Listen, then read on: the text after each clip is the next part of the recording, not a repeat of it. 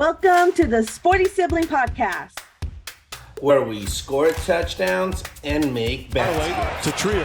Trier drives down and throws it down. Alonzo Trier.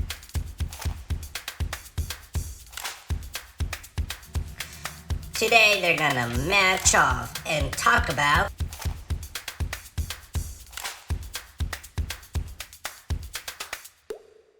Welcome back to the Sporty Sibling Podcast. Yes. And yes, we are back and we are ready to go in a very, very exciting World Cup, if I do say so myself. I mean, 2 matches going to penalty kicks. Morocco being the first African nation to make the semifinals. And more importantly, a lot of confusion about England versus France.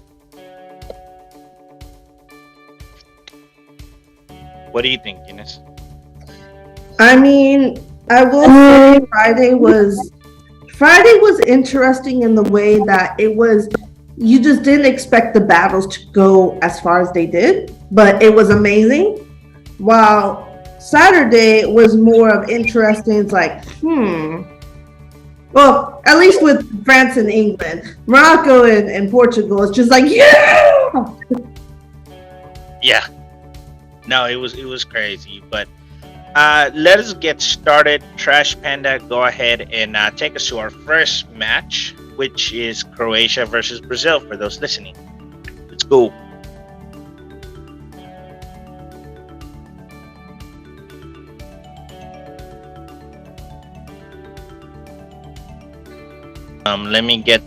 Thank you for that, Trash Panda, and let me get the time started. All right, Eunice, go first on this one. Well, honestly, I don't know. Like, I know a lot of people are saying, was Brazil too arrogant when facing Croatia? But I actually don't think so. I don't think Brazil was arrogant. I think Croatia was just really good defensive-wise. Because when you look at the statistics of the game, Brazil did not go easy on Croatia. They had 20 shots in total, 12 of which went towards the goal, and they held possession for half of the time. And But when you look at it, like, they had 20 shots, 12 of them on the goal, but only one of them made it.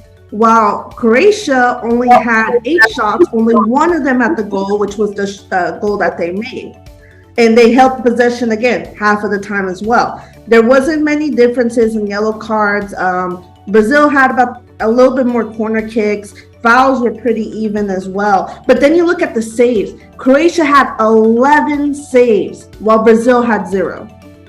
Okay? I don't think Brazil went easy on them, because if you consider 20 shots, 12 of them heading towards the goal as going easy on the team or being too arrogant, I don't think that's the case. I think Croatia just played really good defensive game, and it really can't. And when you think about it, it's like, Brazil didn't go easy on them either, because it went to overtime, and then when overtime didn't happen, they went to penalty kicks, which in that case, Croatia's goalie was just a better goalie, because we all know penalty kicks, it's not the kicker. No, it comes down to the goalies.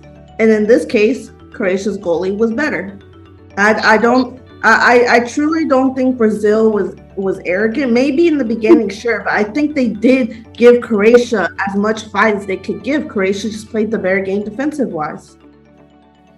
I think you're right, but first and foremost, I want to congratulate Neymar on netting his 77th international goal, okay? Because that is big, not many people can say that, so congratulations.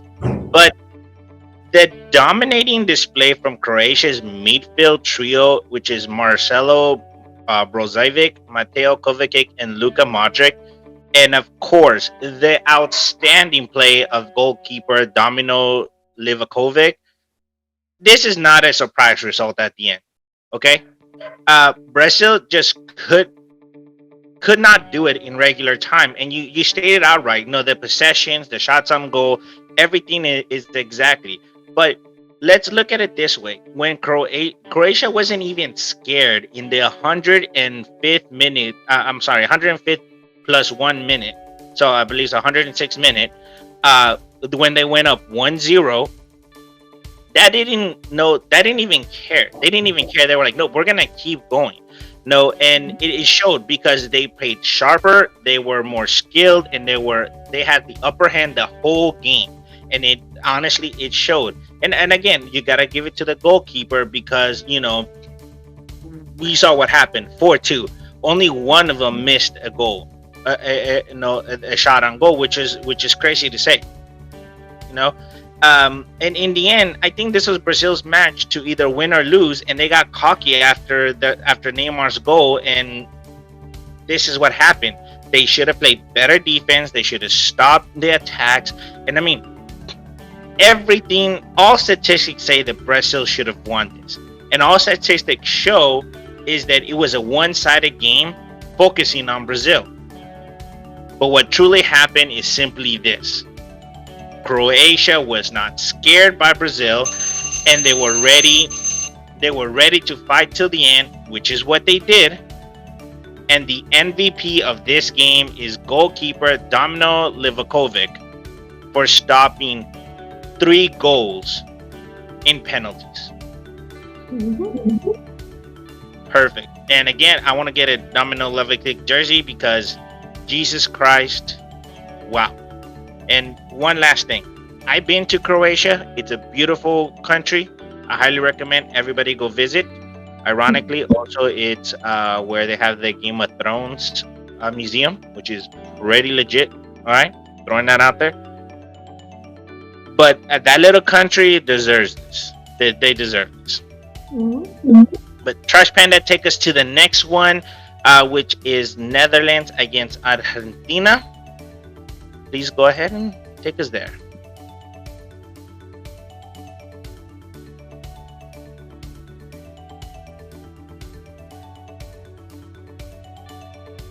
Like another amazing matchup. I mean, you couldn't ask for another perfect. Again, for those listening, is Netherlands against Argentina, who ended 2-2. And I'll start this one, and let me start the clock. Perfect. So it was a awesome match, and it was just. But let's be serious. Argentina winning in dramatic fashion is no surprise here, considering how they lost their first matchup, then went on to beat the heck out of the rest of the group stage and in the round of 16 knockout stage. Okay, and even here. So they actually went up 2-0 in the 73rd minute, and then they let it go in additional time, to Netherlands in the 83rd and the 90 plus 11 minute. Okay, tying it, then obviously they went into overtime and obviously into penalty kicks. But they made it work with the penalty kicks, with only Enzo Fernandez missing his shot. And he didn't miss it he missed it by like this much. Like, I think the goalie was just too good. Yeah. I kind of closed my eyes when I was watching it, so I didn't really see it because I was like, oh my God. But yeah. No, but that's crazy to say. But with Netherlands eliminated, it also caused the end to head coach Louis van Gaal's third spell with the team. It kind of ends in a very sad way, simply because he's battling prostate cancer. He already said that after this tournament he was done. But the way they lost was just ridiculous. I mean, it was just to me, it wasn't even a one-sided game. It looks like a one-sided game, but Argentina took 14 shots, 5 on goal, but Netherlands had more possession at 52% to 48%. And Netherlands had 3 saves, while they had 2 corner kicks and 30 fouls. While Argentina had 18 fouls, 8 corner kicks, but 0 saves. So it kind of shows you the sideways game that it was. Eunice? I mean, don't get me wrong. This was an amazing game, and honestly, like it does look one-sided, especially but it looks one-sided, and that's true. It statistics show that. But what you can kind of see where they differ is in 2 different ones. One of them is good, one of them is bad. The good is the timeline. Okay, Argentina scored very early on in the game. They scored at 35 minutes. Okay. And then at 73 minutes, again, a score by Argentina. It was not until additional time was added that Netherlands came back.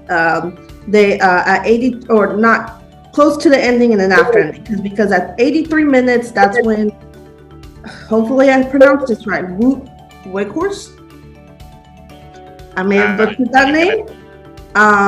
He scored, and again, he scored about 18 minutes later, a 90 plus 11. Okay, so Argentina, in a sense, should have won because they were 2-0 for a long time, but Netherlands came back, tied it up, then it went to penalty kicks.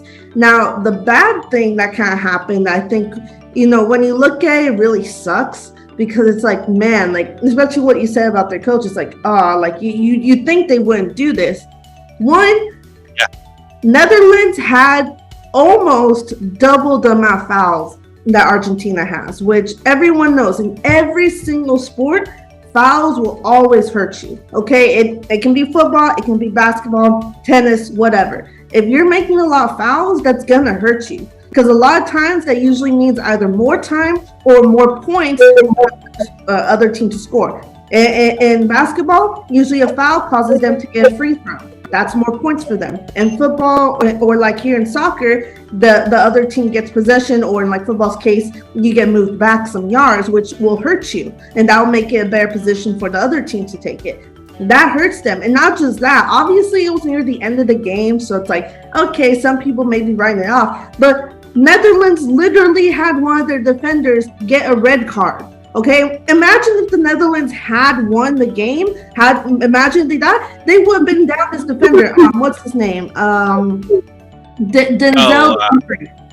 Denzel Dumfries. He got red carded a little bit before the game ended. If Netherlands had won, it's still great. Congratulations, you won. But then they have to worry now about this defender getting red carded.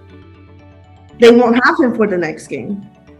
So it was a great match. It truly was. But I think the players, for some reason or another, I'm not sure what was going on in their heads. They played a great game, but they definitely misbehaved. Is honestly like it's really the best word to say. They misbehaved. They got fouls. One of them even got red carded. That's going to take your toll. Argentina played a great game. That's all I can say. They played a great game. But Netherlands' downfall for me was their fouls and the red card. Yeah, that's completely true, 100%. But let's go on to the next matchup. Trash Panda, please present that to us.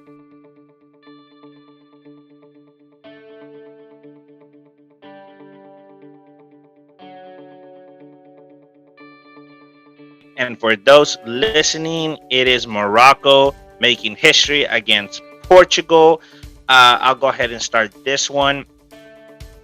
So, first of all, once again, congrats to Morocco for becoming the first African nation to reach the semis in the history of the tournament.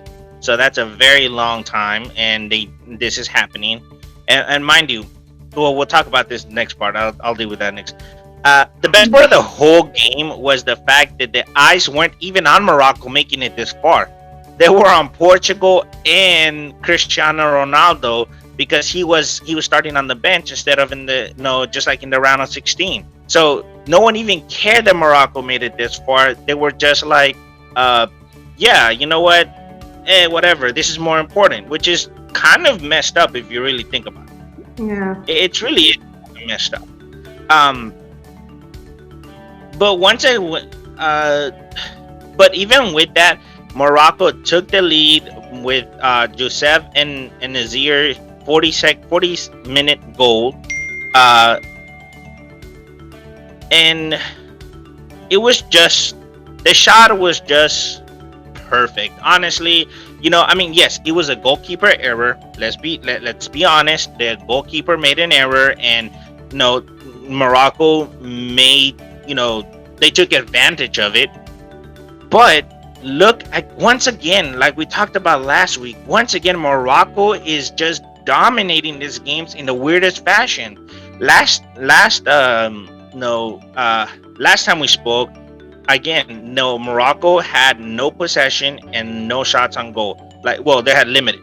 Once again, Portugal had 73 to 27 possession, and again 12 to 9 shots, 3 and 3 on goal.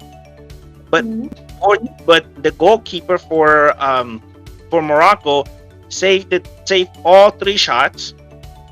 All 9 corner kicks of Portugal were evaded. And then Morocco still had 15 fouls. Even Walid Chedira, if that's how you say his name, he had a red card in the 90 plus 3 minute, which is, again, like you stated earlier, it's a little worrisome because he's probably gonna miss the next match against France. But still, like, these games are so one-sided in Morocco, but Morocco's winning this out. I don't know how to explain this more than this is incredible to me. This is just incredible. But Eunice? I mean, really, when you look at the statistics, this should have been Portugal's game. They possessed the ball for 73% of the game. 73%. And the other team, like you said, one of their players got a red card. They had more fouls. And Portugal had more corner kicks. This should have been Portugal's game, but it wasn't. And why? I mean, simply put, Morocco's just played better.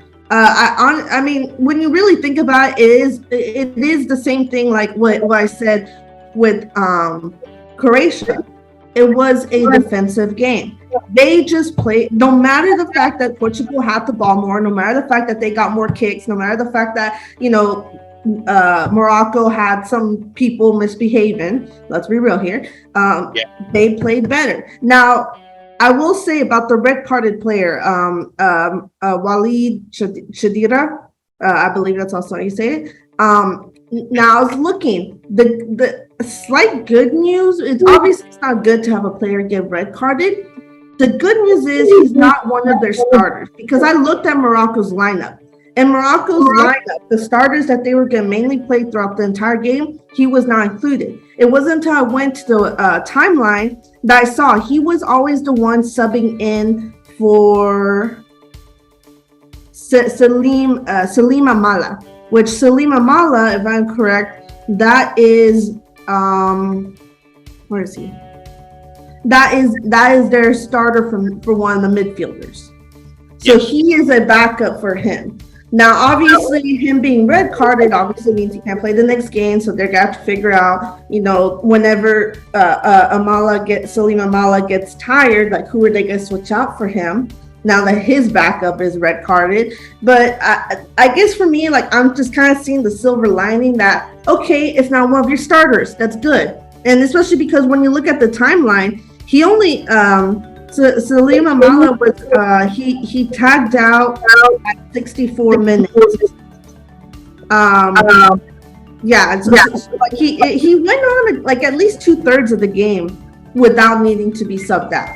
So I think this is kind of like more like, okay, it's kind of more manageable because this guy obviously can last a pretty long time without it, and who knows, maybe they can get one of the other backups from one of the other midfielders to switch out if he gets tired. But hopefully that turns out well when they face Croatia. But yeah, I think it was just a wonderful game by Morocco. Morocco faces France. No, France faces Argentina. Oh wait, they're both red, white, and blue.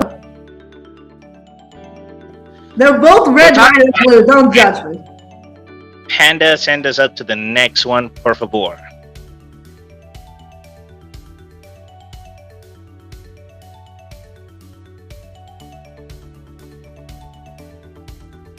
Perfect. All right. For those listening, we are now talking about the last quarterfinal, which is England against France, and a very controversial match at that. But Eunice, go ahead and get us started. I mean, it was a good match. Okay, let me start it off like that. It was a very good match, which is expected. It's expected. You got pretty much, I think, two of Europe's biggest soccer powerhouses, or I guess in the rest of the world, it's called football. You got two of the biggest powerhouses, two of which that are, let's be real here, just like, most of Latin America and South America, they are playing soccer year round, okay? Because they have their own, the Premier League, if I'm correct, right? That's the English or the European soccer league? Or the Champions League. But yes. Yeah, okay. Listen, I'm sorry to all the soccer fans. I don't know much about European soccer. I have heard Premier League because I've had a lot of people mention it whenever they mention their favorite teams in some of my classes. But no, it was good. Okay, possession was relatively equal. England had a little bit more. They possessed the ball for 56% of the game, but still relatively even. When you look at the shots made, okay. England had 13 shots in total compared to France, who had 8. Shots on goal, England had 7, France had 5. Pretty even for the most part, not too far apart. Yellow cards, 3-1. Corner kicks, kind of same deal. England had a little more, they had 5. France had 2, but still relatively close. Fouls, 12-9. Again, close. Saves, 6-3. Everything was relatively even, so it was a good game. It's just one of those shots, I don't know. I don't know. I feel like it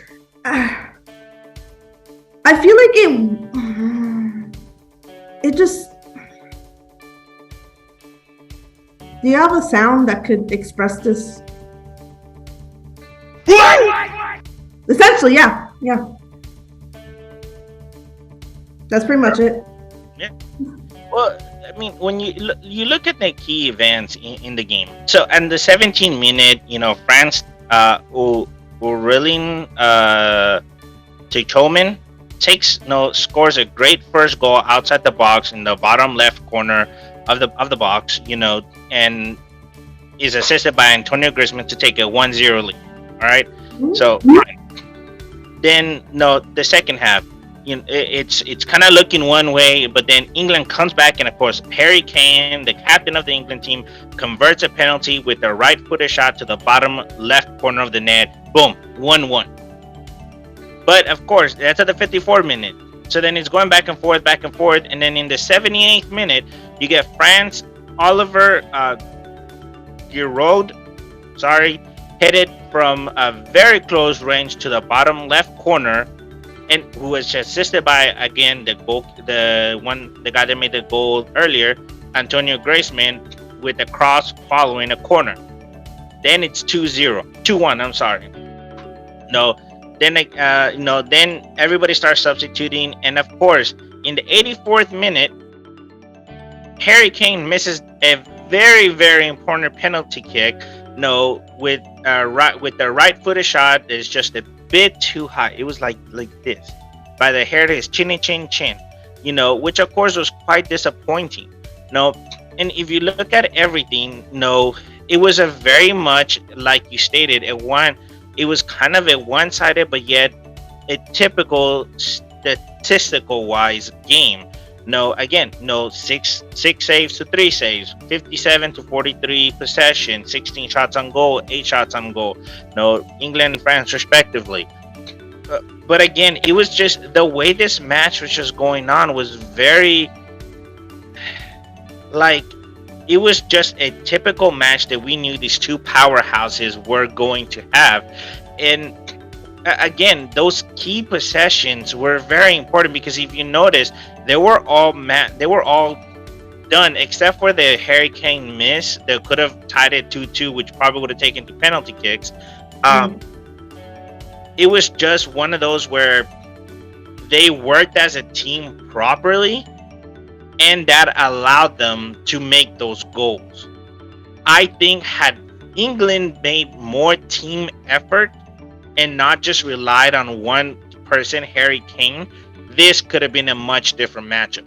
That's what helped them in the past against United States, in the group stage, against all of their Senegal, all of their matches. They played like a team, and they loved set pieces. And because of that, that's where they made it this far. And because they lacked that, they missed this great shot to make it to the to the semifinals. But I don't want to give all that against France because France did great to subdue and stop England and make sure that they controlled the game in a sense of you're not gonna get us on set pieces. You're gonna do what we want you to do, and that's obvious what happened. Awesome. Moving forward to the quarterfinals, we have 2 matches here. Trash Panda, take us that away.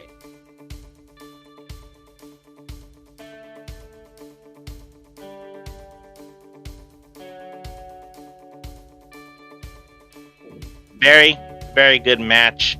First match of the day is Argentina versus Croatia on Tuesday in the afternoon. Eunice, who wins and why? And you cannot be biased anymore. You gotta pick somebody because these are some strong candidates right here. Well, I know I'm gonna still be called biased, but I am going for Argentina. Now, this is not only this is not only because, yes, I will admit, obviously still rooting for Messi, but just looking at it, I mean, Argentina, compared to the rest of the powerhouses that Croatia has faced and defeated, Argentina has not been like underestimating their opponents, even opponents that they feel they're already much better than. They have been putting up a fight against each opponent, similar to Croatia. The only difference is that Argentina's fight, how can I say it, is Croatia, what seems to be their game is that they hold the team, whichever team they're facing, for most of the 90 minutes of the game, and then come back in the overtime and penalty kicks. That is the trend right now with Croatia. If you look at all their games, that is their trend. They kind of don't like they played very hard defensive in the 9 minutes, and then they make their points and win the game in the overtime or penalty kicks. That's how they've been winning. While Argentina has either been trying to close out the game in the beginning, or they have proven that they can do well in the penalty kicks. I mean, we saw it. They only missed 1 goal. They only missed 1 goal in the penalty kicks against Netherlands, which, maybe I'm being a bit weird about it, but I think the Netherlands, their goalie, I think, is actually better than Croatia's, but I don't know. I mean, Croatia has been doing really good, so it's hard to tell. We would need to see them fight each other to really be able to tell. But Netherlands obviously is another powerhouse. They are good defensive-wise too. So the fact that, the Argentina made almost all their penalty kicks against them, it's like, I think Argentina is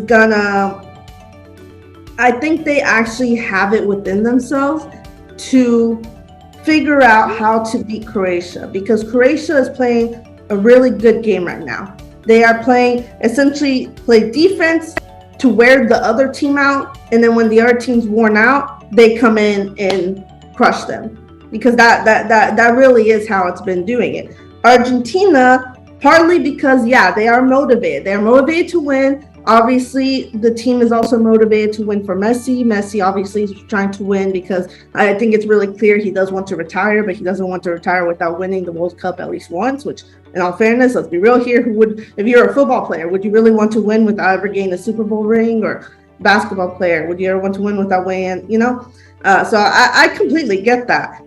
I think what they're going to do is that they are coming into this point. Croatia has beaten teams that they have faced, that they know are, most people would say is better than Croatia, but they beat those teams.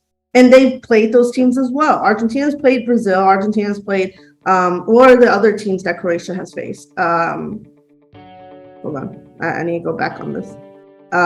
They have played Brazil. They have played Japan. Like, they played these teams before, so they know how good they are. And for Croatia to beat them, they're like, okay, we need to be on our A game. This is not a team that we can just look over. Let's focus. Okay, they are very heavily defensive. Okay, how can we try to do this? Should we, how should we change our lineup? How should we change our formation?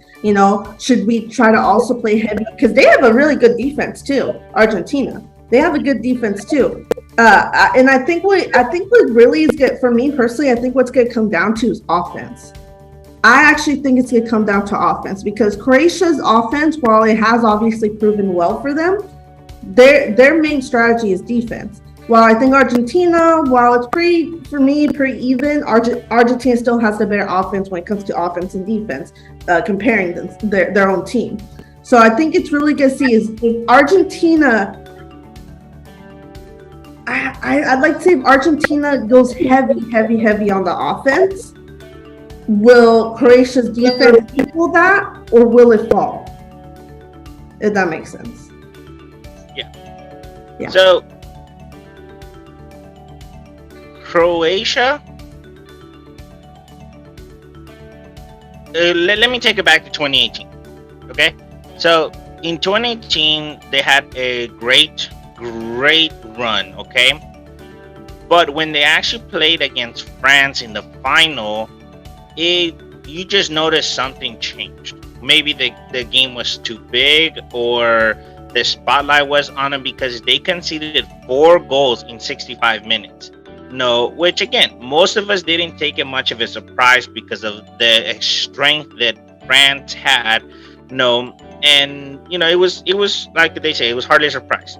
But given that they played the equivalent of an extra game in the knockouts after going for 120 minutes in the round of 16, quarterfinals, and semifinals, it begs you to question why are they doing it again now? Okay, remember, they've gone to extra time and penalties against Japan and Brazil.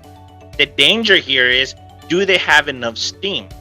Now, knowing that, the other side of it here, as well as aside from putting 4 goals against Canada, Croatia has only found the net twice in the 4 games that they played, and they've only scored in the 160th minute against Brazil, which was their only shot on target during that game. Which again, that's very significant. Okay, Argentina, on the other hand, has not played that many overtime games like Croatia. And let's be serious, if anything, I mean, this is fate for Argentina to make it to where they are. I mean, obviously Croatia is a very strong, has very strong midfield with the 3 that I mentioned: Luka Modric, Mateo Kovacic, and Marcelo Brozovic, who have the ability to not only control the ball for extended period of time to extend the defense, but they can also defend when need be, and really just get in there and get organized quickly and steadily. And against Argentina, what they're going to want to do is that they're going to want to disturb Messi long enough so that they can panic and say, well, we don't know what we can do, oh my god, and then they're going to take advantage of that, and before we know it, they're going to boom, score a goal and hopefully no clear out the clock. But my pick for this is simply going to be Argentina. Yeah. And the reason for this is again, it's fate. I think it's fate. This is Messi's last chance to win a World Cup, and he's either going to make it to the final and win it or lose it in the final. I don't think Croatia has enough steam to be able to do it. Also, Coach Lionel Scaloni, the manager for Argentina, has a very, very good bench. Okay, and he can throw the numbers at Croatia, and I think this is where Croatia dies out. Okay, you cannot play equivalent of a whole game back to back to back like they just did, and be able to still have the strength to be able to make it one more time. I think they're burnt out, and that is the only reason. Had they be fresher, I would probably pick Croatia because of the strong midfielder, and of course, you cannot never not give their goalkeeper what is his name, Domino Levoki, you cannot mention his name. You cannot not mention his name, or however you say it. But yeah, so we both pick Argentina to win. Obviously, why? Eunice is more biased than me, but it is what it is. Excuse me? Trash Panda, please give us the next matchup.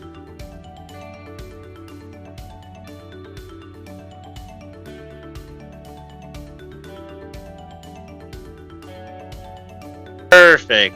So for those listening, it is France versus Morocco. And I'll start this one off. So first and foremost, Morocco's momentum is like none I've ever seen before. Okay. So locally, they're very well supported. Their fans have traveled very well. And globally, this is historic. Okay. It's been many years for this tournament, and it's been a European and South American power control of the World Cup. And Africa, or even when they hosted, it was just not good. For them to do it. Oh, and mind you, they're the first Arab nation, African nation, and Muslim nation to be able to make it to the semifinals. So already they're making history. Mm-hmm. They're also matching up very well against France, which is hard to say about anybody else. Okay, no, they've conceded just one goal in this whole tournament. Okay, they're going to be facing Kyle Mbappe, who has the most goals in the tournament right now. Okay, their keeper, and again, I know I'm gonna butcher it, but Yassine Bono has just been great. And we saw against Portugal. We saw against who did they play before Portugal? Huh? Who did they play before Portugal? I think it was Spain.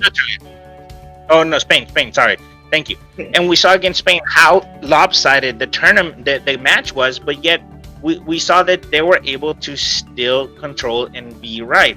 Their two midfielders, Sofiane and Emrabat and Azidi Anuhi, and again, I'm sorry for butchering, are on fire. This quality, this connection that they've had is just great. And on the wings, they have Sofani Boufal and Hakim Ziyech. Again, sorry for butchering it. No, they're the way they're just inventing the plays as they go. They're not even saying, hey, this is a set piece, we're going to do it. No, they just look at it, say, this is what we have in front of us, this is what we're going to do. All right? But let's be real here. France is the reigning world champion for a reason, and they're powerful. Okay? Morocco is a very young team, and France has showed plenty of time, even against England, about their resilient mental strength and the want to go back and be one of the few teams to repeat back to back. Okay? But it's very well known that the French team can get carried away and arrogant. Is this gonna be the situation here? Maybe, because when France was under pressure and they got a little bit arrogant, against England, Harry Kane forced that kick and then ended up making that goal. How do we know this won't happen with Morocco? But at the end of the day, I have to pick the team that best is going to win and is the best to move forward. And unfortunately, as it breaks my heart to say, France will win this, but I will put this out there that it's gonna be in penalty kicks and or additional time, because there is no way France can take them out in regulation time or extra time. It has to be in overtime. That's my pick. Eunice, go ahead.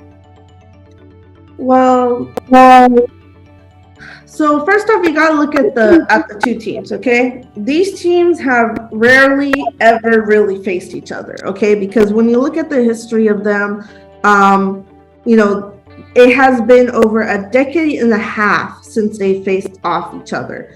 Since they faced off, which in that decade and a half match, it ended in a stalemate 2-2. Okay, that was in the early 2000s. Okay. And all the previous times they faced each other was when the year started off with 19, which already says a lot, because everyone born in the 19 are old people. Sorry. Really? I'm gonna be 31 in like. Yeah, you're gonna be going through your midlife crisis if you haven't already. Yeah. Let's be real here. But anyways, going back to these teams, essentially, since it's been a decade and a half since they faced each other, they essentially have no knowledge of each other aside from what they've watched and what they've heard and seen on the news or radio. That's about it. Because you can't say that the team right now with France and the team right now in Morocco have ever faced off. They've never have. They really haven't. So they have no knowledge aside from what they've seen. That's all about it. Okay. So you can't really, it's not like other matches where it's like, oh, they faced each other in the 2014 World Cup. This team came on top. Like, they don't have a diversified history, especially not one anytime recent. So they're essentially coming off to each other. Essentially, that's France. That's the team that won last World Cup. They're the reigning champions. That's Morocco. That's the team that has bested so far, surprising everyone, being the first Arab, African, Muslim team to make. That's all they're coming into it. That's how they are coming into this game. Okay. Then it's like you said, her. So you bring up how they've been winning. Okay. France doing great. They've come in. They steamrolled Poland. They obviously had about that little with England, but still they beat England. Morocco, in all fairness, I think they had way more impressive victories than France. They beat Belgium of all teams, and they bested Canada.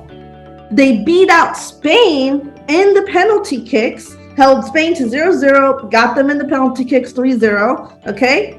And then they beat Portugal 1-0, knocking out Cristiano Ronaldo, which in all fairness, let's be real here, after Messi or equal to Messi, Cristiano Ronaldo is probably one of the other best players in soccer and one of the most known as well, along with Messi. Okay? We've also had a lot of questions with Ronaldo, but that's a story for another day. Yeah, but I mean, still, when you ask someone who's a soccer player, usually it's gonna be Messi or Ronaldo. That's said. Let's be real here. Okay, if for people who don't know soccer, that's usually the names that people say. Okay, I think Morocco is gonna be the winner, and the reason being is because they are a team with essentially nothing to lose. That's true. They came into this tournament to say, let's do our best, and wherever we end up, we end up. In that mentality, look where it's gotten them. They are now, like you said, first Arab nation, first African, South African team, first Muslim nation country to make it to this far in the World Cup. And not just that, you have to also just think about it. I mean, they've beaten teams that statistically they shouldn't have beat. They shouldn't have beat Belgium. They shouldn't have beat Spain. They shouldn't have beat Portugal. All those teams, they're powerhouses in the World Cup. They are teams that should have steamrolled Morocco. They should have been now in the group stage, but they weren't. They came back, and just like you said, Hersa, too, they have held their opponents to only like one goal. One goal has been made against them. Every other team, they kept them at 0, and they either beat them during the regular time of the match or they beat them in penalty kicks. Okay? Yep, that is. And for me, I just think that France is, I'm not sure if I'm going to say that you're going to fully estimate Morocco, because obviously they have to have known Morocco, hearing about the news and such. I mean, they're going to probably do some every team does research on their opponents. But I think France is going to have two things happen to them.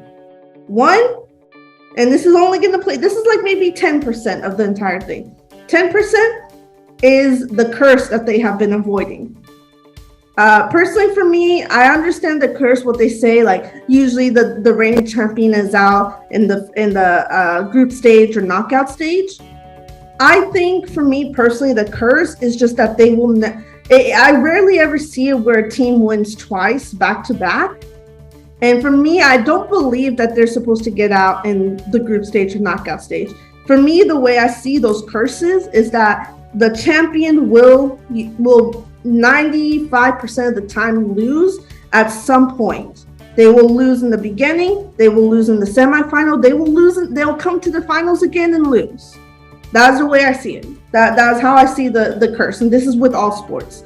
Okay, that's how I see the curse. So I don't really believe like, oh, people said they made it past the stage, so the curse is broken. No, I personally, for me, that curse is not broken. Because for me, my curse is that they lose at some point. It doesn't have to be in the beginning. But 90% of the reason why I think they're going to lose to Morocco is I think they are going to underestimate Morocco. I think they're going to get a bit arrogant, like you said.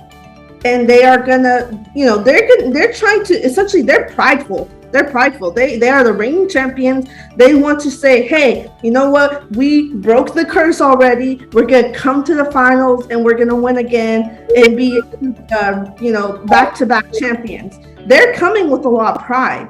Morocco, hey, they did as best as they could. Hell, they were already making history. So why not make it a little further? If they lose, they're just going to be like, hey, we already made history. We don't need to win to do it. France, they are trying to prove something. And I think that's going to come back to bite them. So you pick Morocco, I pick France in a very heartbreaking way. But I guess at the end of the day, we're just going to have to wait and see on Wednesday what happens. Mm-hmm. But either ways, Morocco should hold their heads high and know that they've made history and they're forever in the history World Cup books, which is more than any other country can say. But that is all the time that we have today. Again, guys, let us know what you think about it. Sorry about last week. There were some issues with YouTube, but this week it should be fixed. If not, you will see us on all social media where it will be on. Thank you so much for listening. Eunice? Make sure to follow us on all social media platforms, including our RYN Network, and make sure to catch our merch on the RYN Network website. Exactly, but let's go out with some music. Or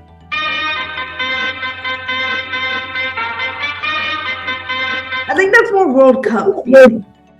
Yeah. But now we say our goodbyes. Thank you, Trash Panda, everybody. We'll talk to y'all soon. Bye.